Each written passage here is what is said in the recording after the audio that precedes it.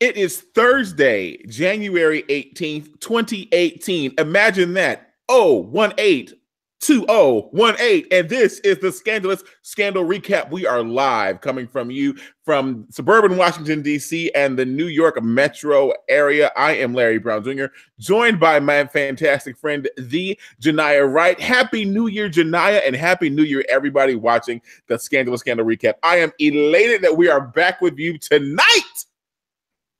LBJ, elated is an understatement.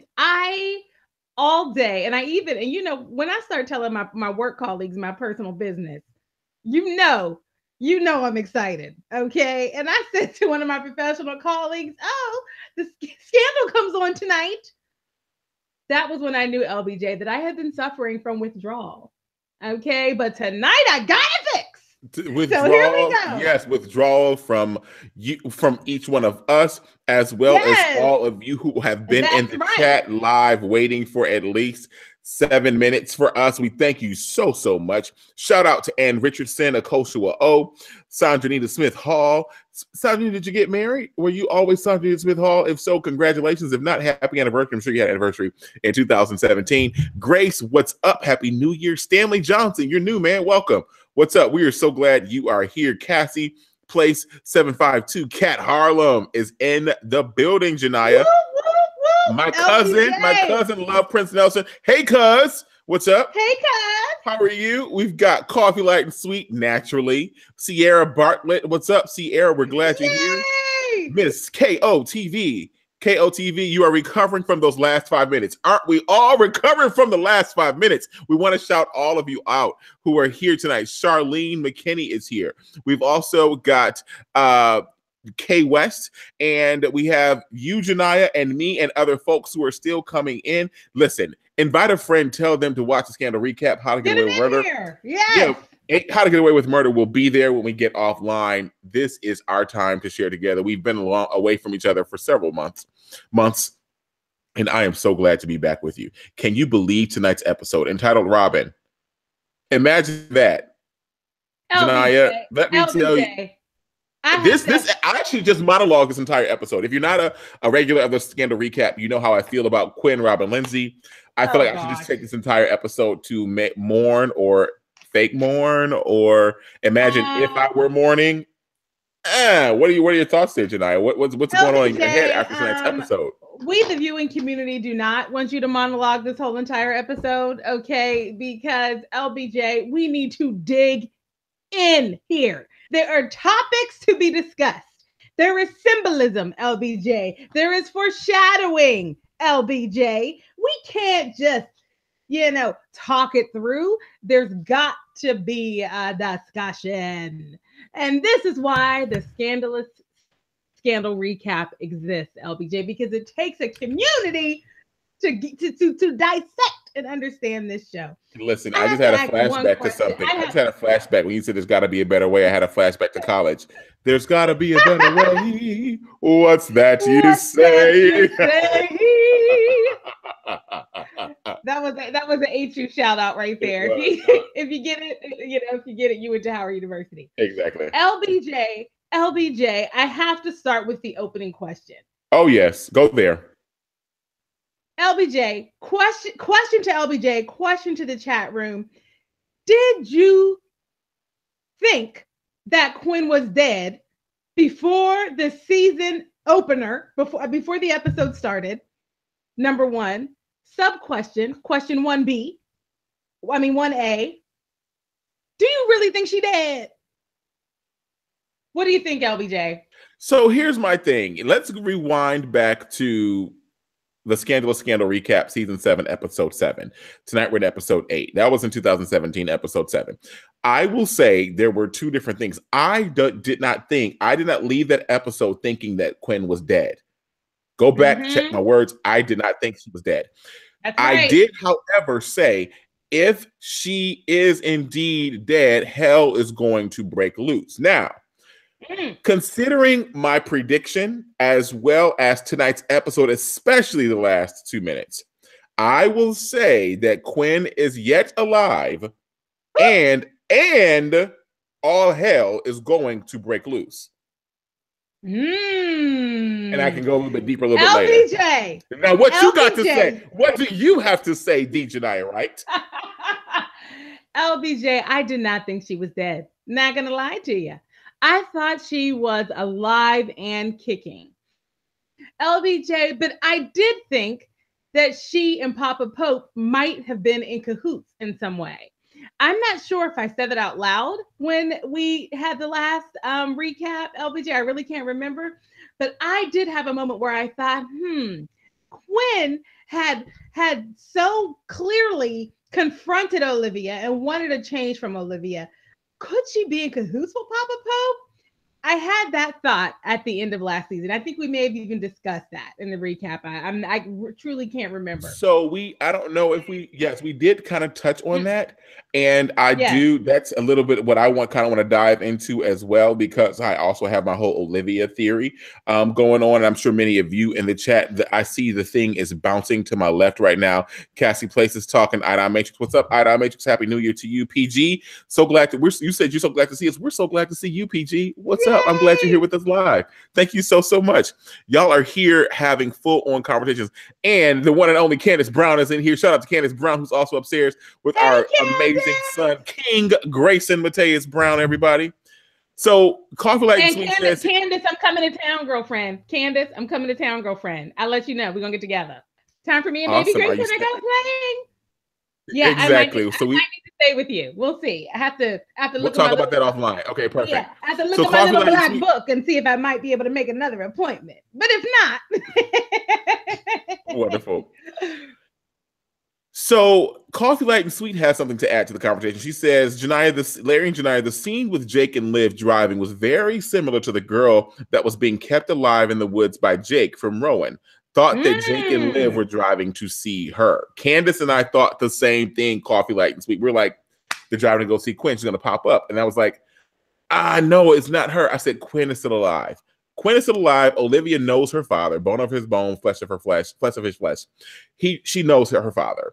Let's just dive into this episode, though. I mean, we start this episode with the perfect storm, the perfect setup. Yes. Rowan Pope is at a site by a bridge, and he is gassing the trunk of a car with a body there, and he calls in an anonymous tip to the police station. He's like, help. He gives you all kinds of Willy Wonka essence here. Remember when Augustus was like sucked up into the chocolate chute? He's like, oh, help. Oh, no. Who's going to get him? What's this? What's that? It was like just flat affect. That's what Rowan did. He called in, and he's like, Rowan's like, hello, yes, there is someone who is, there's a fire. Yes, there's a fire, and it looks like someone could potentially be hurt. Someone should get here soon, and very soon, because they could be hurt. Please, come now. OMG, ping my phone from a cell tower, and I will leave it here. Thank you, and goodbye. And then he like walks away from the whole situation. Like, seriously, like that's what happened. And Rowan, it's the perfect setup for the episode. So we're all like, oh Lord, he done killed Quinn. And I'm like, no, Quinn Robin Lindsay's alive. She's my favorite character. I can't do this. I really can't. I don't want to do this. I can't do this. She's my favorite character on the show because we've seen so many layers evolve and grow with this character. We cannot do this.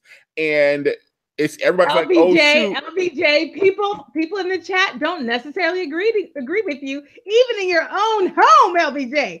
Candace said it doesn't feel like Quinn is dead, but I think she really is. Miss KOTV says yes. Shonda plays no games. Quinn is dead. And some people don't agree with you. Charlene McKinney says, I thought Quinn was dead. You know, we're confused, LBJ. There's people, some people support you, some people don't.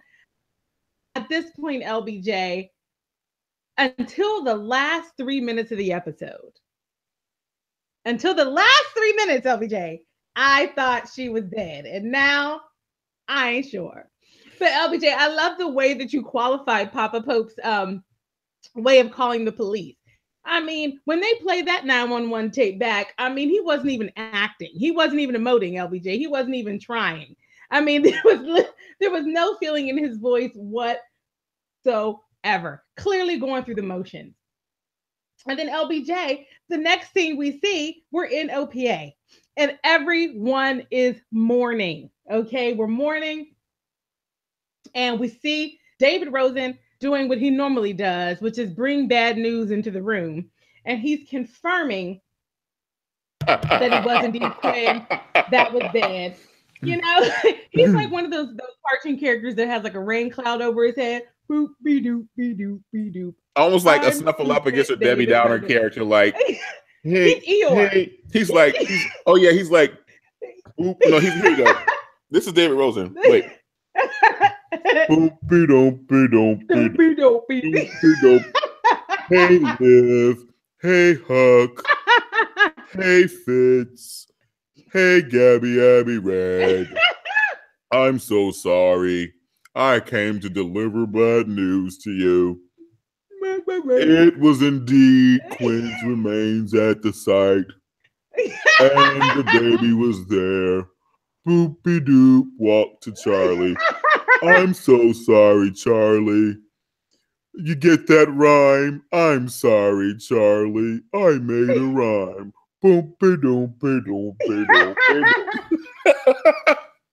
Jay, that's exactly what it is. He's Eeyore from what's the little bear? I can't even Winnie the think Pooh. Winnie the Pooh. Winnie the from Pooh. Winnie the Pooh. Yeah. LBJ, he's Eeyore. He's Bumpy Dumpy Dump Eeyore from Winnie the Pooh. And LBJ, he's there. He's confirming the bad news. And then everyone's distraught. Oh, we can't believe it. Poor Charlie. We start to watch him spiral completely out of control. Okay. And then who walks in? But I mean, there isn't even a Winnie the Pooh character that can be Melly. But Melly walks in, and in some way, and somehow, Melly makes the moment about her instead of Quinn, which makes me sick. You know, Melly walks in and she's like, Quinn worked on my campaign. I couldn't possibly be more distraught about this turn of events. My heart is broken for myself, but also for you, the people. Melly, leave. Send an email. We don't need you physically traipsing in here, okay? With your insincere... Wait, traipsing from where, Janiyah? You have to do it. It's our final season of the Scandalous Scandal recap. It's the last half of the season. Where was he traipsing? From where to where? LBJ, Tell us, Janiyah.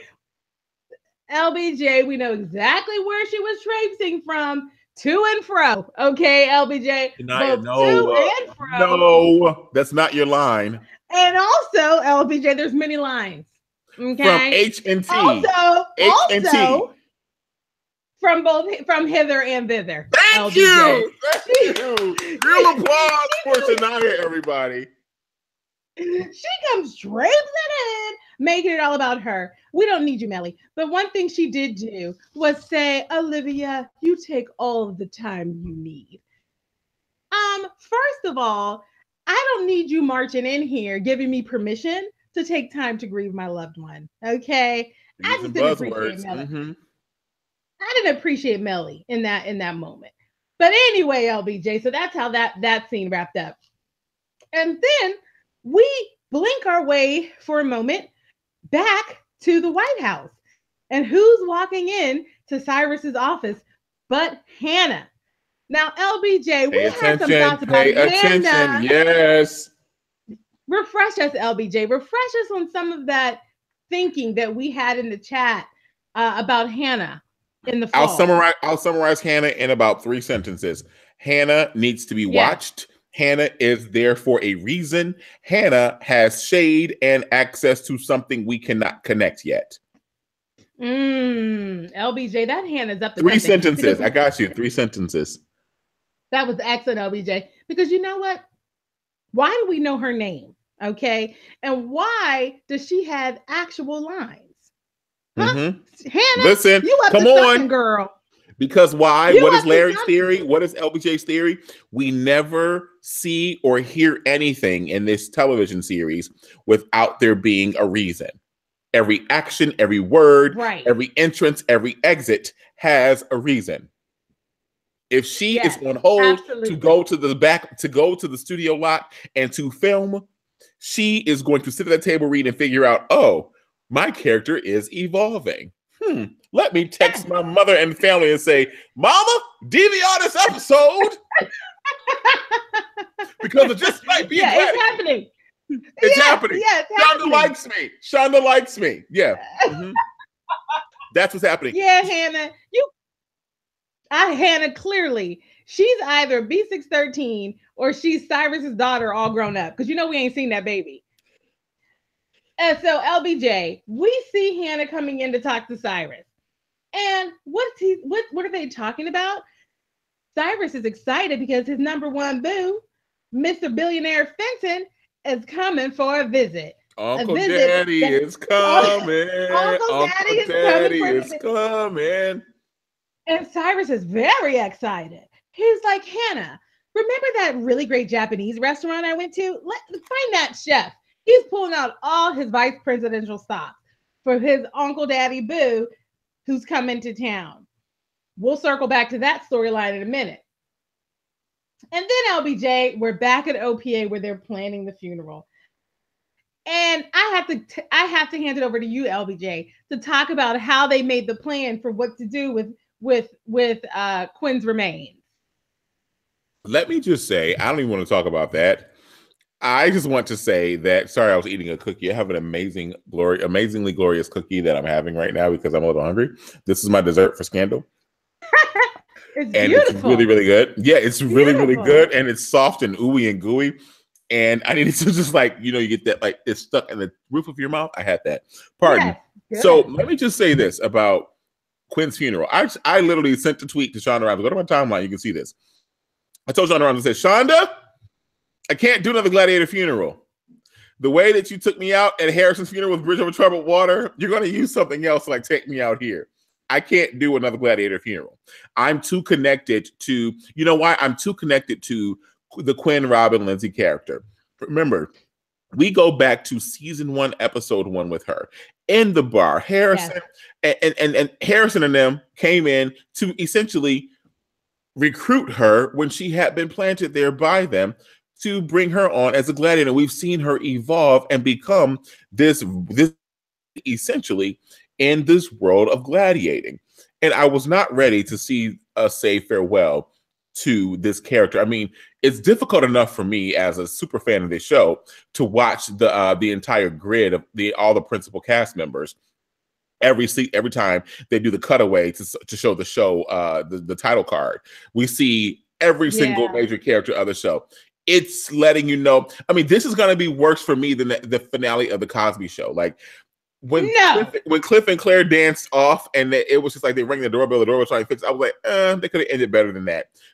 It had its place. It had its time. Martin Luther King said history has its place. Shout out to my MLK. His birthday was Monday. We celebrated his birthday, and the NAACP Image Awards 49th version was Monday. We're Monday. I will say, though, that I was not ready for her funeral, but the way they decided to handle this whole funeral was so perfect for all of these hodgepodgey people who came together to form this whole group, this community they call gladiators, which can be translated into a family. And I think that needs some credence, right? Because Olivia has curated this group of people to be in her world, and they exist in her world. But now here in season 7, episode 8, they've evolved into these various communities, these different cul-de-sacs, if you will, inside of this community called Olivia Pope and Associates, right?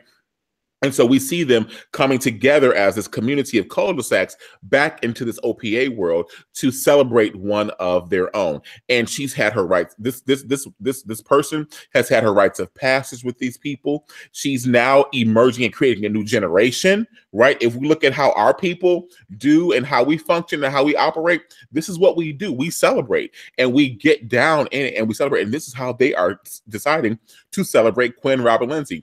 But the clincher of it all is that Charlie asks Olivia to deliver the eulogy for Quinn. Now, in her head, which could potentially be reality, but isn't reality, but is being which is being constructed and construed to seem as if it's reality, right? Last 2 minutes. seems as if it's reality. It's being it's being presented to her as if you are the reason that she died, and now you got to find that dark place in you, Olivia, and tuck it away, and then come forward and make them think that you are delivering the sincere eulogy for the one that you brought into this entire community, this entire cul-de-sac, who created her own community, who's creating her, and who's creating generation, right? And so this is something for Olivia to now ponder and think about. Not only is it something for her to ponder and think about, this is also a test. Remember, I said Olivia has one of two options. Go back, watch season 7, episode 7. Watch 7 of the Scandal recap. You will see what I had to say about Olivia's options here. Olivia had a choice, and by her saying yes, go ahead and call her daddy's bluff, and he'd go back and come with the blood splattered and everything. That was her entryway. That was her entry point into the dark side. And so now here is her next 17, 18, maybe 20 steps into the dark side, because now she has to deliver the eulogy and make them believe that she's not responsible for her death, when she knows, in fact, there's one who could potentially be sniffing out her trail, and that's Huck. Because remember, Huck, in the midst of all of this, cannot believe that his BFF in the struggle, in his gladiator struggle, his BFF, lift every voice and sing gladiator style, is now no more. He cannot believe it. And he finds the hairpin she signed out at the Smithsonian. Janiyah, that's what I've got to say there. I think that we need to probably look at the chat and see people are talking about all these different things here. Yeah. So many different conversations are taking place right now. Yeah, and you brought up a lot, LBJ. I want to talk just for a few minutes while you're looking in the, grabbing us some, looking at some of the commentary from the chat.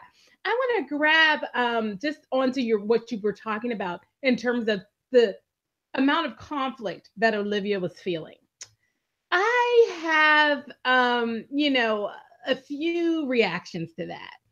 I think absolutely that Olivia was struggling with needing to pull together some sort of eulogy that would deflect from her, either direct or indirect participation in Quinn's quote unquote death. Okay.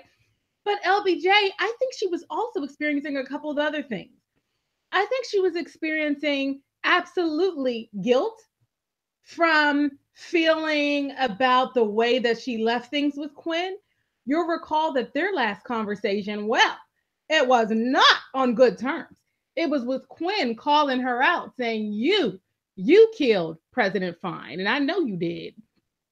And it was with Olivia denying it and handing Quinn an antique hairpin as a gift, and essentially saying to her, mind your business, that's all, just mind your business, okay? And on the right terms. And so she's dealing with that. And LBJ, I would say on top of all of that, I would guess that Olivia is probably feeling bad about the fact that she probably doesn't feel that bad. We have watched Olivia as she's been spiraling into the darkness, moments where she sees herself for what she's becoming, and she feels horrible about it. LBJ, I think part of it is that in that moment, in the beginning of this season, where she was confronted there with something that could have been a selfish solution to her problem, Quinn's death, and championing the life of her friend, she understood that in some ways everything would be easier, neater, cleaner if Quinn was just dead. And she knew that. So LBJ, I think she's probably also feeling a little tortured with the fact that she's feeling tortured for the wrong reasons. She's worried about getting caught more than she is worried about feeling, more than she is mourning Quinn. That's my guess about what's going on in her head. So I've got this question for you. You mentioned something about a hairpin. You called it an antique hairpin. Sorry, I bit the cookie again. And you mentioned this. I want to hear what you have to say about this said hairpin, because we not only talked about the hairpin, but we saw it probably twice in the episode. Mm-hmm. And we know its affiliation with it being signed out from the Smithsonian, right? Bye, Liv. By Olivia. So, what are your thoughts there then? Should we count this as an antique hairpin, or should we look at this as something else? Like there is clearly we can say it's a link, right? But Oh, it's a link. do you agree that it could be potentially something else? Because folks in the chat are talking about the hairpin. I mean, Coffee Light and Sweet, who navigates this chat like live. I don't know if you're not watching the chat live, you're missing Coffee Light and Sweet, like taking everybody through hither and thither and up and down, north, south, east, and west, and every combination within in a conversation in this live chat. She says, Huck is coming for Liv. Child, this won't be pretty. I'm here for it. Time to pay some dues, sister. Then Grace, what's up, Grace? How are you? Happy New Year. Grace says Liv basically set Huck on her tail, lying about the pen, set it off. Then we have Cassie saying she'll crack eventually, especially when Huck being suspicious. I saw, I left goes as far as to say Olivia will kill herself. Yep. Janiyah, what are your thoughts in that realm of this pen and Olivia and Huck? Well, I will tell you, Charlene McKinney summed it up when she said Liv is willing her guilt like a bad weave. It is a bad weave. Because here's the thing about But it's still weave. long, though. She still got that long weave in all season long. LBJ, I have to tell you, I don't even think that's weave. I think that might be a wig. I want the ladies in the chat to see if they saw what I saw tonight. And I think, LBJ, that's a lace front. But anyway, we'll get into that. You saw that 2017 fake scalp that they asked people to leave in 2017? That little hat they all wear, the little hat thing you wear with the makeup down the part. Oh, yeah, I saw it. Mm-hmm. Oh, yeah. We've all seen that YouTube tutorial about how to make your own wig. I think someone was getting crafty. Did you have it on in our last episode tonight? Were you wearing that in our last episode? You had a little curly thing going on. Is that one of those YouTube wigs that you made? LBJ, listen, you can make fun all you want. I am a proud graduate of the YouTube University. I have a YouTube degree in what? Hair crochet. Listen, and I am working on my PhD in art, okay, in art management and YouTube University. Do not forsake YouTube University, okay? Yeah, that's right. That's accredited right. Accredited and all.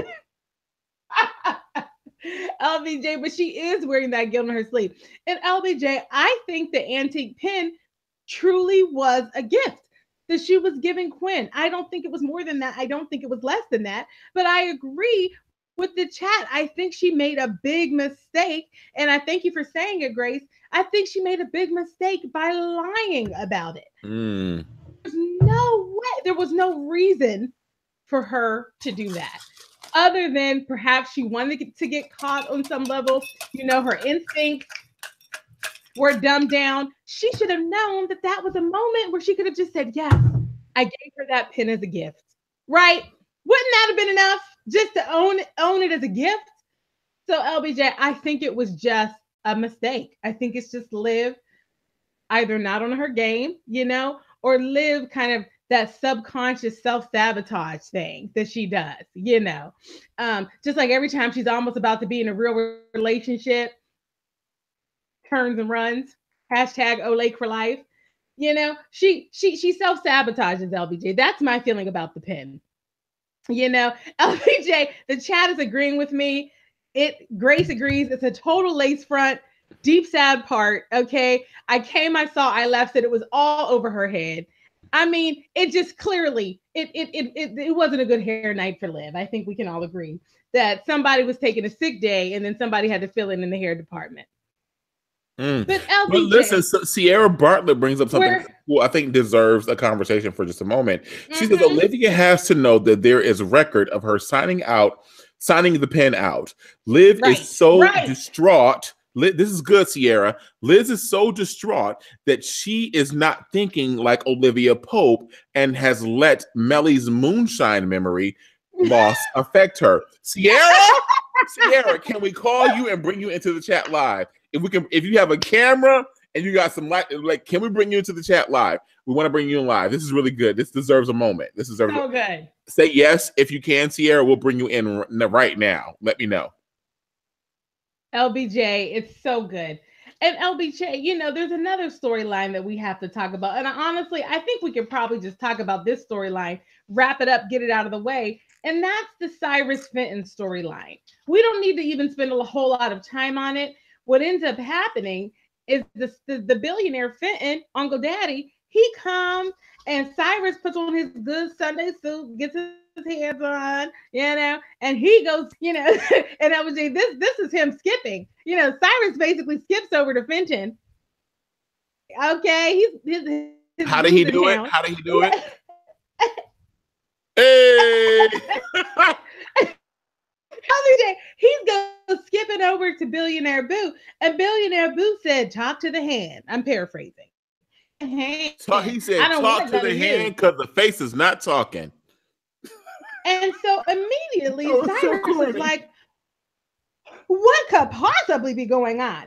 And he convinces sabotage happening with Jake. And he confronts Jake and says, "Jake, are you the reason my number one boo dropped me like a hot potato?" And Jake says, "Don't be putting that on me because you are hashtag the worst." I'm paraphrasing.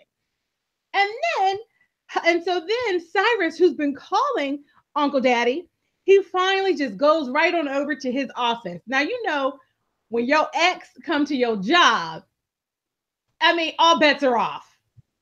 All bets are off. I mean, at this point. Hello. Can we reflect back to Jody and to Raji's character in Baby Boy? Like, Jody, don't let him out the house. Like all of that high-pitched nasal stuff. Yeah. Like that's what it was. Fenton came in like, where's Cyrus at? I know he the vice president, but where's Cyrus at? He was patting his weave like, where's Cyrus at? LBJ, it was Cyrus looking for Uncle Daddy. I'm sorry. Yes, Cyrus came in. I'm sorry. I know he a billionaire, but he can where Uncle Daddy? Where Fenton at? Where Fenton Uncle Daddy at? And LBJ, wait, the fact that he actually has hair, if he did that, I would have like, you know what? Grayson, wake up. Daddy's laughing too loud. Like he can't take it. Like, where Uncle Daddy at? Where Fenton at? Yeah. And LBJ, it's so sad because boy, how Cyrus has fallen. Boy, how Cyrus has fallen. And I'll say this, LBJ, there was something that happened in that scene, and this is a little bit of a tangent that happened in that scene that wasn't about the storyline, but was important because it was about Fenton's power. And when Cyrus came to Fenton's office, and Fenton wanted to clear the room, all he had to do was lift an eyebrow and look at his people. It was so good. It was so good. I caught that. It was so good. LBJ, the ultimate sign of power, nonverbal, is the ultimate sign of power. If you can give a nonverbal cue and people react and they take action, you're king or queen. Oh, boom. You definitely you get the he can make them do stuff. He can do it. Listen, if you can talk like that, listen, I can go here. I can use my phone settle and put up on it. I'm sorry. I think it's really cool. Y'all love Taraji. Y'all love that. Y'all love that whole cookie thing, and y'all keep watching it. So, yeah. Shade. And LBJ, there's a lot of theories in the chat about what was really going on in this. Sierra Bartlett, you're so good. Sierra is so good, and she doesn't have a camera. I want to talk to Sierra. Sierra, can we at least get your audio in here? Like, you have some really great stuff you're saying right now, and I want to really bring you in here because I need the Uncle Daddy / Fenton / Cyrus thing broken down to me because I feel like I missed some cues there that probably would have explained the whole thing to me because I'm still stuck on Quinn and I got distracted. And I'm gonna be completely honest, like, and I don't really, I rarely do this, but I could not get into that storyline because I was still like, Quinn's alive, and they got me. I got tonight, Shonda. Boo, I love you. You got me. Well, LBJ, people are theorizing about what happened here because we think not only did you get got, we think Cyrus has got. And Michelle was saying, was it the money? Like, how break it down how Cyrus, because that's what my issue was. How did Cyrus get got? Tashelle, Janaya, y'all have something to say? Tell me. Yeah. So LBJ, first let's go over what happened in the break in the follow-up breakup scene, and then we'll go to the theories that are in the chat.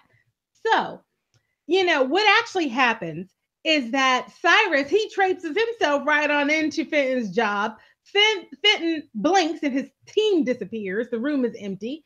And Fenton says to him, and Cyrus proceeds to confront him. What in the world is going on? You've broken up with me. I'm blindsided.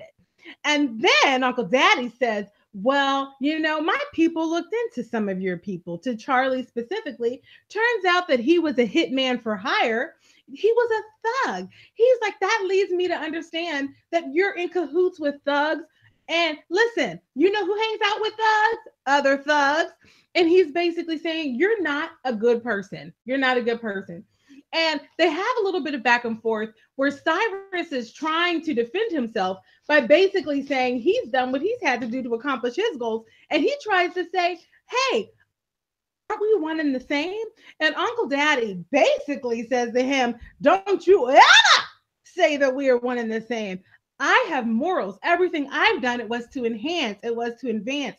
And you clearly have lived to break down. And he even goes as far as to, decipher, what he explains what he actually meant when he gave Cyrus that beautiful painting at the beginning of the relationship that cost $100 bajillion. And which continues to play a role in the show, FYI, nonverbal. It plays a role in the show. It's present. LBJ, it has eyes. Is it looking? Come on. Not only does it has eyes, but is there a bug there? Tashelle is talking again. Yes. Tashelle, Sierra, they're all talking. And LBJ, that's how it ends. It ends with Uncle Daddy walking away, and basically saying, listen, you're not the one for me. Pretty much how it ends with Uncle Daddy questioning his character. That really does think. Tashelle says that Cyrus's boo has ears on him. Several people are thinking, well, first of all, Grace talks about how awesome it was. Uncle Daddy dumping Cyrus was awesome. And it was awesome because you know what? You could tell he had that speech ready. In the event that Cyrus came to him, he had his talking points ready. It was so good. Coffee Light and Sweet says, Uncle Daddy Fenton broke Cy's face down. His face was cracked all over the hallway floor. And it definitely was. Cy got, and this is what happens when you deal with grown people, okay, and not the youngins that were former strippers, that you hired and then married, okay, Cyrus, and then tried to fall in love with and then betrayed. We need to get into all of that. But LBJ, there are a lot of people in the chat who are feeling like Cy's office is bugged. Now, is it bugged by Uncle Daddy? We in the chat have in prior episodes, we've questioned Uncle Daddy. Is he gone, LBJ? Is there more to hear from him? What is his real role right now in the larger scheme of things? Is he really just, a love interest, or does he have a larger role to play? There is totally a larger role to play here that remains to be seen. Yes, we have compared him to Hollis Doyle, LBJ. Don't forget that. Yeah. Oh, let's not go to Hollis Doyle 45. Hello. We don't talk about Hollis Doyle. Yeah, somebody had to say it. We're living the real life Hollis Doyle. Hello. Yeah. Hashtag truth. Hashtag and real so life. Hashtag. Yes. Put me a wall. Hello. The government can shut down tomorrow. Hello. Oh, farewell to Omarosa. Hello. Look at my comb over. Hello. Look at my bottom lip. Hello. I'm a big baby. Hello. Do you know baby Huey? Because that's me. Hello. Look at my children because they're all clones. Hello. Let me stop. But that's shade. LBJ and everyone, if you come back to YouTube tomorrow and this episode is no longer online, it'll be because of that 30 seconds just right there. You'll know it's because we're influential and we're powerful, and the revolution will be televised. If someone tries to come to your house and shut it down, you will televise it, go live immediately. Do not let the system take you down. You better not. LBJ, that was good. I was committed. That was good. LBJ, that was very good. I see I wore the wrong earrings tonight. Do you know I almost wore my power fist, my black your power motherland, your motherlands? You need the motherlands. Come on. I almost put on my motherlands. And something says, just put on a nice little, geometric shape. Sister Janaya, Jenny, Miss Congeniality. We do not assimilate on this place, on this platform for you or me. Don't do it on today. MLK said, "How can you mock our great Orange Cheeto leader?" Oh my God, it's so good. It's so good. Wait, you made my charger fall off the computer. I can't. Oh wait, I set my setup back up. Oh, right. Took it down. And Miss L said the revolution will not be televised, and Sarah Bartlett said, "OMG, Hollow Soil would actually be better." Okay, listen, because we could control Hollywood because he's not a big baby. Okay, this ends the current event commentary hour. But no, I've never mentioned the name. I've never. What am I talking about? Why are you connecting the dots? What dots are you connecting? I have no dots to connect. Janaya. No, there are so no what are dots. you talking about? Knock on her door in New York. I have nothing here in suburban DC. Knock on her door. Janaya, ping your GPS location, okay? Knock. Who was that? That's B613, Janaya. They're here for you. Oh no, they're coming again. Because you know what, LBJ, I'm already on the list. Listen, you know who else is on that list? Who else on the BC13 list? It's that darn Olivia Pope. Janaya, it's too much going on with Olivia. Huck has done too much digging tonight. Right? And we see Fenton has done his digging tonight. Tonight was all about digging. But tonight's episode was all about Robin. Let's take the people to Robin. How do we get to Robin, right? Well, LBJ, there was a scene where Huck was talking. Link it. Come on, link it. Link it. To Robin. Yeah. Link it. I felt it. I felt the shift. Come on, segue. Yes. LBJ, Huck was literally, we thought he was just talking to, Quinn spiritually, but pan to the left, he is literally in the morgue talking to her charred remains. Literally. And what does he say to those charred remains? Well, first of all, his guy comes right on out. Okay, guy's out. The guy's been out since he started putting together pieces of, investigating, what happened in the death. Okay, of once he started looking into her death, his guy had started to come out. So that guy was out, and he says to Quinn's charred body, "I will find the people that killed you." I'm paraphrasing, but he basically said, you've had my back over the years. He basically says, "I'm not going to stop till I find them and they're going to get got." Now, we then go to a scene where Jake is with Eli, and LBJ, Eli is getting the bones back in his office, and Jake and Eli have this exchange where Jake says to Eli, "Was it worth it? Olivia's grieving now. She's lost a loved one." Eli says, "Well, I lost my daughter. We've all lost something." Okay. And so, LBJ, what did you think of that exchange? And number one, how did Eli get his bones back? Why would Olivia let him have them back? Olivia let him have his bones back, but Janaya, because it is a mind F. It's a mind trick. A mind game has occurred, and Olivia is caught between the best and the worst of times. It's a full-on Great Gatsby party in her head, right? It's rags to riches plus the Queen and I, not the King and I, because we're all about women empowerment right now. Shout out Me Too movement. We support you. We love you. We stand with you. Our sistren, we love you. We support you. We stand with you. Continue to tell their story. We are Mm-hmm. you.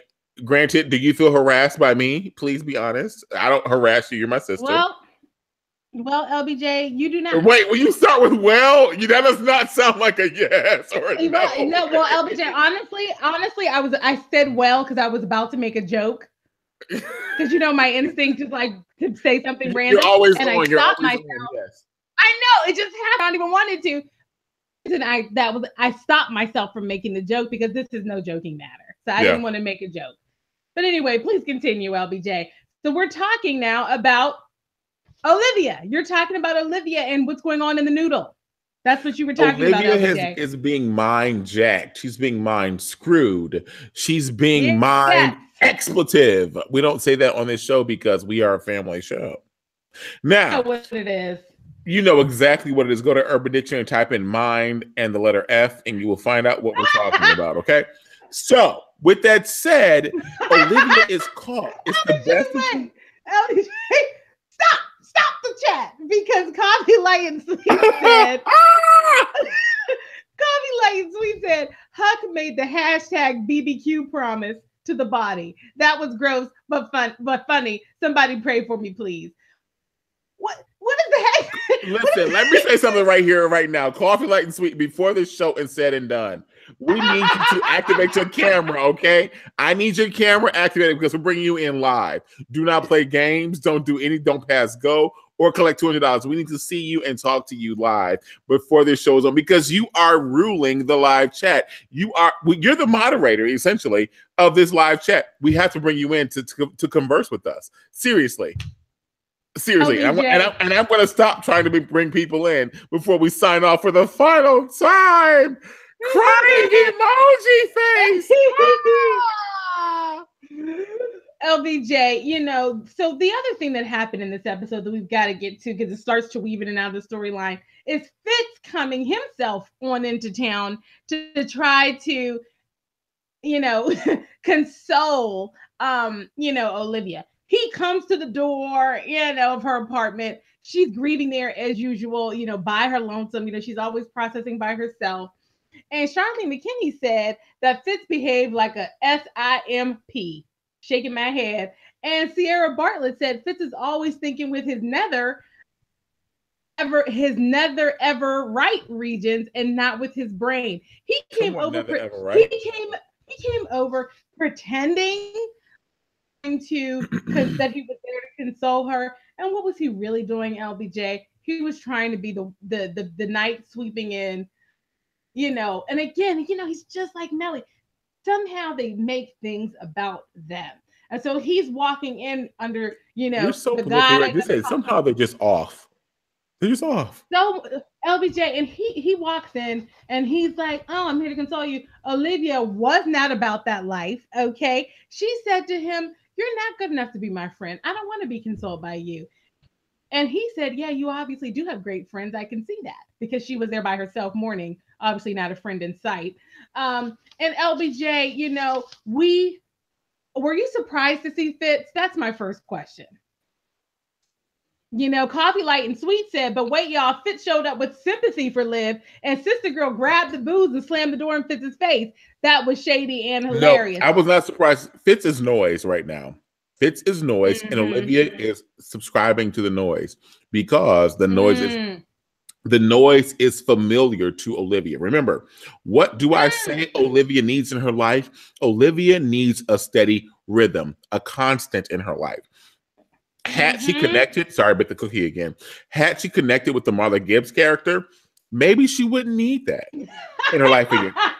I am so serious. You're laughing with your head fully back on your back. I'm so serious. LBJ, because it's so funny because we have been saying this, LBJ, since we started. She needs that in her life. It's so true. She needs it. We have been saying it since the very beginning of the Scandalous Scandal recap that the one thing that she does not have is real friends. And so I appreciated Fitz calling it out because somebody had to do it. And he calls it out real good. And LBJ, then we go over to Huck and we see what's going on with his exploration. And he actually, as he always does eventually, he done figured the whole thing out. He has tracked the hairpin, figured out that Olivia was the one that had checked it out. He takes himself on over to Gabby Abbey Red, spells out the entire storyline. He hypothesizes LBJ everything that went down. He suspects that Olivia killed President Fine. He expects that he suspects that Quinn figured it out and confronted her, and then he suspects that Olivia killed Quinn. And Gabby Abbey Red, being currently in a season of devotion to Olivia, we know that that changes. She's currently in a season of devotion to Livy, and so she says, "Huck, you're delusional. What are you talking about? This is Olivia. No way, no how." And what ends up happening is Huck, he's not comforted by that. So he starts to feel like maybe he's the one that's losing touch. Maybe he's going crazy. So he takes himself over to someone else that he thinks was the only person that he thinks could possibly be as close to Olivia as he is. And he takes himself over to the Fitzgerald Grant Foundation, which has now they've expanded the set a little bit, at least. Yes, they have. Yeah, it's good too, right? You saw that? I saw that. It's good. There's at least a hallway. There's a little now. A little more paint, another table, a couple chairs. It's good. It's really good. People, they have some extras. They do. They're extras. The people like, yes. People are engaging in the background. I saw that as well. Yeah, they had files, and they were, they were walking to and fro, and they were walking with a purpose. Like, oh, I'm heading to a meaningful interaction of some sort, So LBJ, they finally paid for some extras for the Fitzgerald Grant Foundation, and Huck goes to Fitz, and he says, he has an exchange with Fitz where they are in agreement that Olivia has changed and she's not the same person anymore. Fitz didn't know that in that moment, in confirming that he was indeed seeing the change in Olivia that Huck was seeing, he didn't know that he had essentially given Huck permission to kill Olivia. Because in Huck's mind, his Olivia was dead. And he goes as far as to go when he takes himself, sometimes he goes to AA meetings. Yeah. Where he is talking about. Yes. Do that. Yes. Talk about that. He's talking about killing as if it's a drink he really wants, and when he's about to have a relapse when his guy is coming out. What is the drink? What is the whiskey? LBJ, we know what the whiskey is. It is killing LBJ, and he feels like that. See, I see it. Okay, I guess it's interchangeable. You see whiskey as killing. I see whiskey as blood. He said, I want to drink the drink.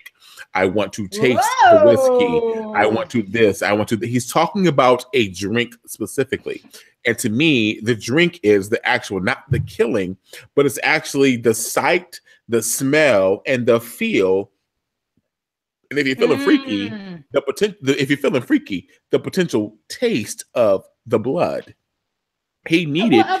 There was a parallel of blood and whiskey tonight, and we've also paralleled killing. We've said killing in the other scandal recaps because it's the obvious action, but we've not looked at the actual noun of the actual scenario of it all. And I think that it's the blood that drives Huck, not the action of it, the verb of it, but it's the noun of it. It's the thing. Yeah. It's the thing. It's not the action. It's the thing. Shout out to elementary grammar. Yeah, Charlene McKinney is saying that it's torture. That torture equals whiskey, and that makes sense. That makes sense because he's looking at his red torture case whenever, every single time he has that craving. He salivates. He salivates when he sees it open. And do you watch? Let me say that he opens it very slowly and opens it and like.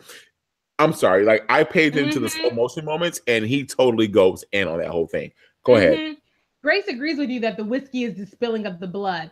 I have not looked. And this is really, giving me something to think about because I have experienced him as using the whiskey as an analogy because he's going to an Alcoholics Anonymous meeting. Talking about drink, and so I have always thought of that as the reason he's using drinking a whiskey as the analogy. I have not thought of it as something that was about the liquid of blood specifically, but this is the level of depth of symbolism Come on, symbolism. You got it.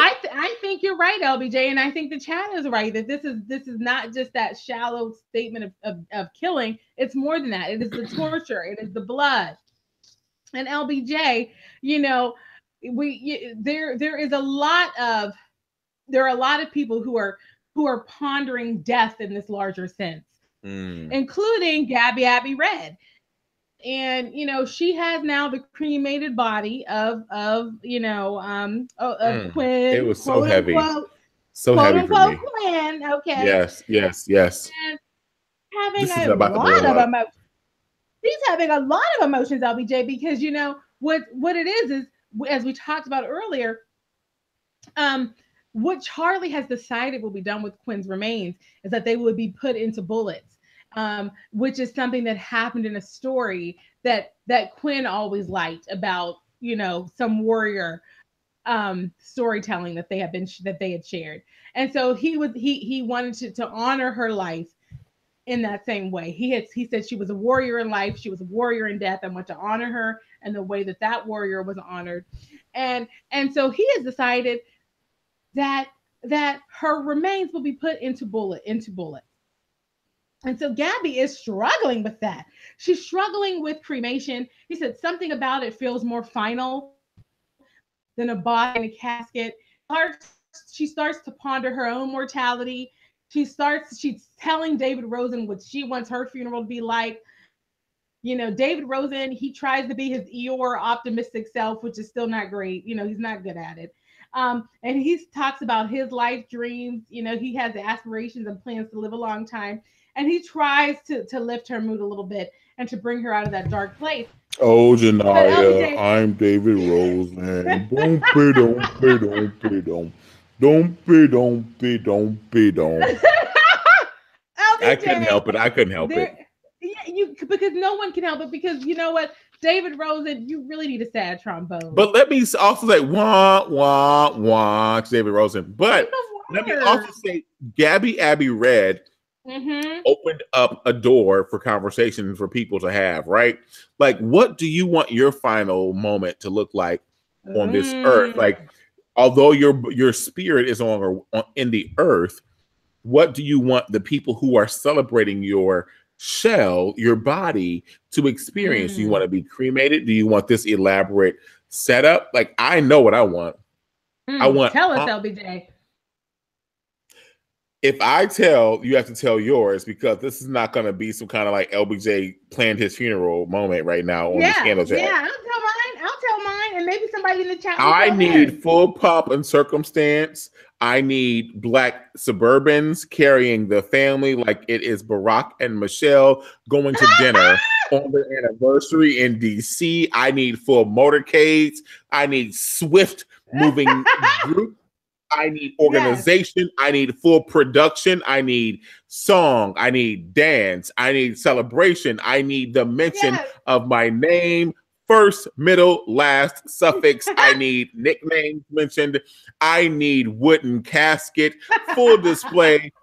I need full couch. I need full burial. I need all of that. Like, if you're doing this for me, like, this is this is me, Janaya, and type it, and we'll read yours in the chat too. Because I better not be alone. If I'm alone, I will never do this again. I will not sign on next Thursday because I may not be here. Okay, LBJ, if I'm not here next Thursday, it's because all of you did something, and the blood will be on your hands. Okay, LBJ, we should. How about that? Catch me outside. How about that? Catch me outside. How about that, Dr. Phil? Go ahead. We should have done it. We should have done it differently, LBJ. We should have guessed what each other wanted, because you just outlined exactly what I would have guessed for you. Oh, yes. Very good, LBJ, then. And you can speak tonight, and you'll speak. Oh, and more pressure, you'll speak. Listen. If I'm before you, you'll speak. LBJ, let me tell you right now, I think you and I would know exactly how to honor each other at each other's funeral. Oh, I'm getting sad. It would be exactly. Let me tell. Well, this is actually not sad. When my father passed away, the funeral was in many ways like a comedy show, because my dad was so full of humor that as people were getting up to honor him, all they could tell were funny stories. And so LBJ, you know, we would definitely know how to reflect on each other. For my funeral, LBJ, I only have one thing that I need you and Candace to do. Okay. I need y'all to make sure that there is documentation of my impact on the movement. That's all I Yes. want, Okay, I got you. LBJ. I I got you just want covered. I you got to you covered. Yes. I want you to make a note that Janiyah practiced cooperative economics every single day of her life. I want you to make a note Come that on, Janiyah Ujamaa. spent, Come on, Kwanzaa. First fruits, spent, Ujamaa. spent Yes. her, that's right, dedicated her professional career to fighting for social justice. LBJ, I want the story, I want the revolution to be televised that day where you say Janiyah and she made a difference. That's it, LBJ. That's it. Okay, That's I all feel I need you along. to do. Let's keep going about Scandal. I'm feeling some kind That's of all I'm way. trying to Keep do. going. Well, you see, Quinn's death has this impact. Her quote unquote death has this impact on people. So It LBJ, we does. have a lot. Let's quickly get through the rest of this. Yes. So, we then see, after Gabby, Abby, Red, and David have their moment. Olivia got Then drunk. Olivia got drunk. Yes. Olivia, she's been on that red wine. We know how she do. And LBJ, she's Oh, drunkenly coming to the office. It wasn't the red wine. What was It wasn't. Bonjour, bonsoir. Oh, It's God. Francois. Oh, Bonjour. This is a Tam. Wait, Hi, Francois. now this is a Tam. Look. Francois. Bonjour. Do you like my Tam? Wait. Bonjour. I'm Francois. Bonjour. Francois, the show is running I long. know. Can you make Bonjour. your correction, please? Welcome back. We are back for the first time in 2018. And I want to tell you that Olivia did not drink the red wine.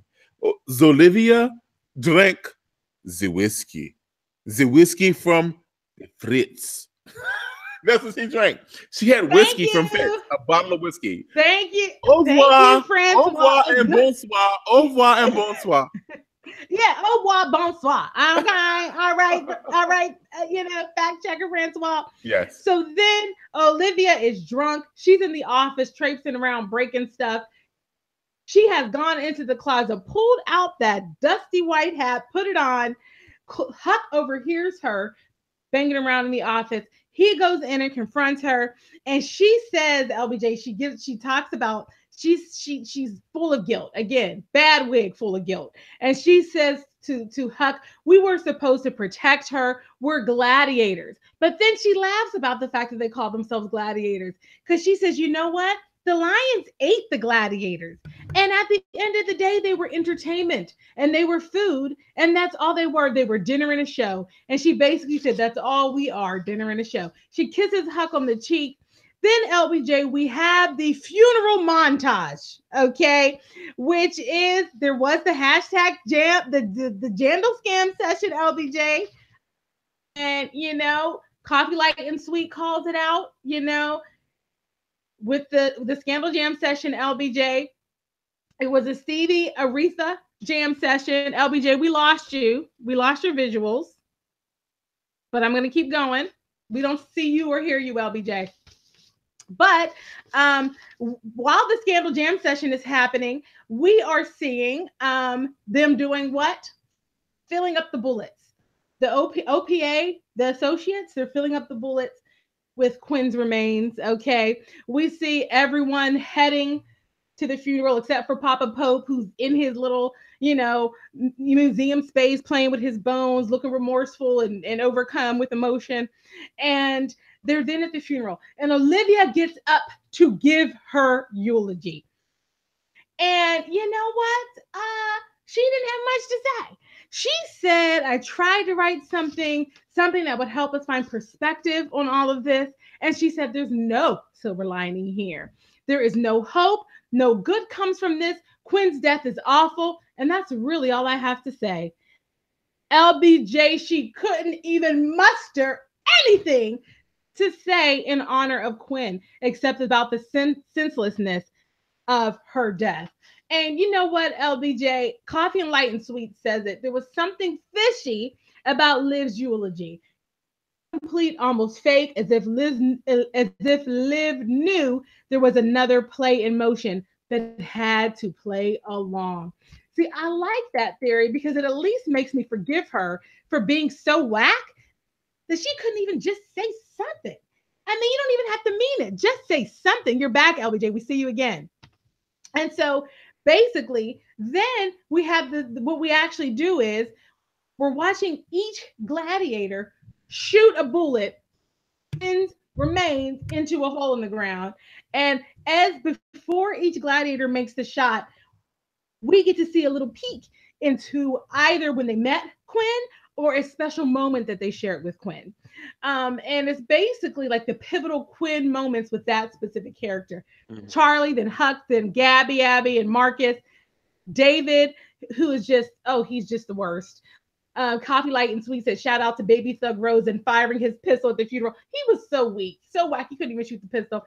And then Olivia says, rest in peace, Quinn. And then she shoots her bullet, and then the funeral is over. Can I just take a moment to talk about the impact of that scene? Sorry, I'm moving around, guys, on the sofa. But the impact of that. I love a montage. The way that Shonda Rhimes went in on that montage was epic. It's to be recognized. It's to be honored. It's to be revered. It was a remix on a montage from a cinematic / producing standpoint. LBJ, I really thank you for saying that. I agree with you. I thought it was well done. And because they put so much time into that, thinking, she dead. HU flashback. She dead. My baby. He dead. My baby. I'm sorry. That was random. C LBJ. Baby, my baby. He dead. He dead. My baby. He dead. That's a good flashback for HU. That's really good. Tanisha, we love you. We love you, Tanisha. But LBJ, we love you, Tanisha. Oh my gosh. LBJ, PG got deep in the chat here when she said that Liv was talking about the death of her old self. And Tashelle agrees. Mm-hmm. Sierra Bartlett is saying that's so deep. And I agree as well, yes. I agree too, because that's #deep. And to me, that's the episode. That's the episode. It's the Robin of, although the baby was supposed to be named Robin, we learned the old Ness, if you will, is the Robin of the episode. Yes. Why? Because remember, there is a Quinn, there's a Robin, and there's a Lindsay. Come on, full circle. Come on, #full circle. #full circle. And LBJ, on the topic of full circle, this is exactly where we can get things wrapped up here in the next minute. It is Charlie. Who does he go back to? The first thing, Charlie's spiraling in grief. The first thing he does, David Rosen stumbles upon sitting in a car. He's lost in the sauce. He don't know what to do. Like, I can't go home because there's so much baby stuff at the house. That's to David Rosen. David Rosen takes his house keys and he and Abby Red go to his home to de-baby it, to take all that stuff out that will remind him of his baby that, as he thought was dead. It was so much. While they're breaking down the baby stuff and they're breaking down the playpen, David Rosen and Abby Red find what? What will they find on that USB drive? We'll find out next week. And LBJ then after that takes himself over to whose house? To Eli Rowan Pope's house. And he says, take me back. I can't believe I'm in this emotional mess right now. I let Quinn, Robin, Lindsay turn me into a regular person. I don't want to be a regular person. Command does not immediately take him back. Eli Rowan Pope says, stop and think about what you're saying. Go away and think about what you're saying. And then what ends up happening? We hear a baby crying upstairs. Shout out to Aaliyah. Shout out to Aaliyah and Timberland, Missy Elliott to the I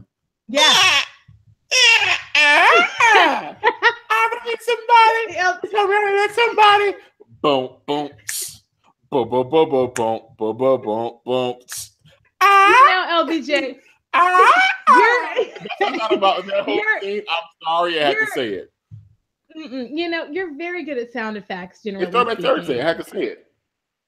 But I don't know if that sounded like a baby human that you were just doing. But Okay, anyway, wait. I got you. um, can someone get Grayson? Anybody? Bring Grayson Grayson down here sleep. because no, Grayson is you're sleep. you're still doing a horrible job. You're doing Hashtag a horrible the job. king has a bedtime. Okay. And so he hears the baby. He goes running up the stairs in Eli Rowan Pope's house, and there is a baby in the bed in a crib. Okay, I couldn't even think of the name of it. This is how far removed I am from children. The baby's in the crib, okay, and it's crying, and it's a cute little girl. What do we all think immediately? Clearly, that's Quinn's healthy baby room. LBJ, Charlie, death in his eyes. His guy is out like that. Okay. He turns around to Eli Rowan Pope and says, whose baby is that? Eli Rowan Pope, all he basically says is, you should leave. You should leave. And LBJ, but at the end of the scene, we see Charlie choking Eli Rowan Pope, you know, choking that life out of him. The only thing that's going to stop him would be Quinn walking around the corner and saying, Charlie, Charlie, don't kill him. I'm in cahoots with him. And do you think she's not going to do that?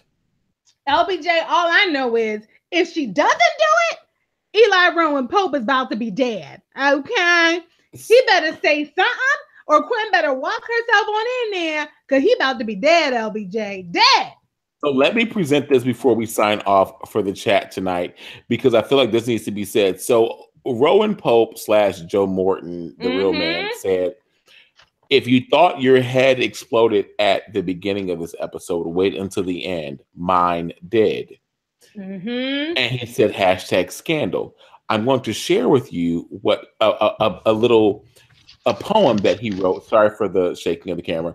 A poem that he wrote as Rowan, not scripted, but Joe wrote as Rowan. Okay, take a look at this. I want to read it for you. It says, white hat, where you at? You got gray down the middle and a target down your back. Your gladiators were eradicated. They were the dinner and the show. You dropped your guard. Now QPA ain't got no Q and no P, no mo.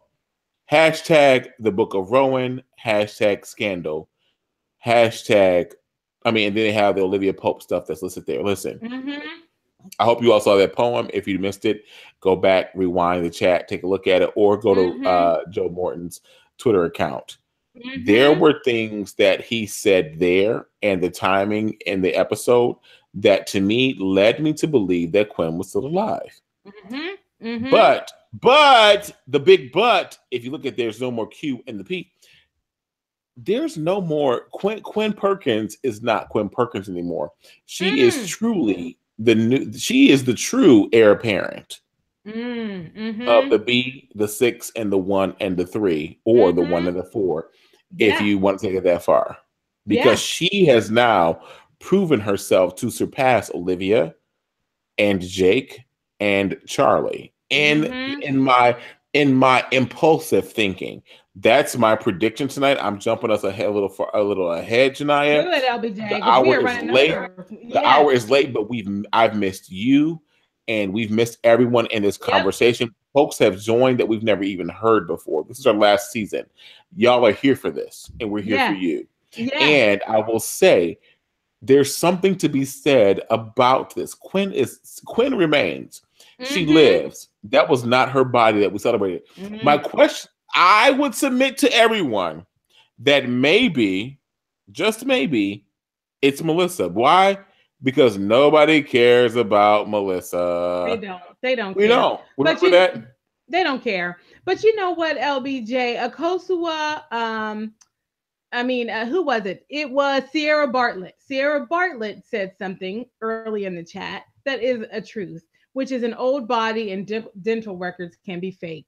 So the truth is, LBJ, that could be any old random woman from a morgue. Mm, And exactly. But I feel like there has to be a person who's been erased from this so that we can have peace personally and as viewers. We have to begin erasing people that could be potential players. yes. And LBJ, on the topic of potential players, there's one more piece of storyline we have to close out as we wrap right this second, which is Olivia at the end. She does circle back and go to Fitz, and we see her and Fitz having consolation morning sex. Where basically she goes and crying into him, and oh, what do you need? And she's like, I just need one night. So here they go.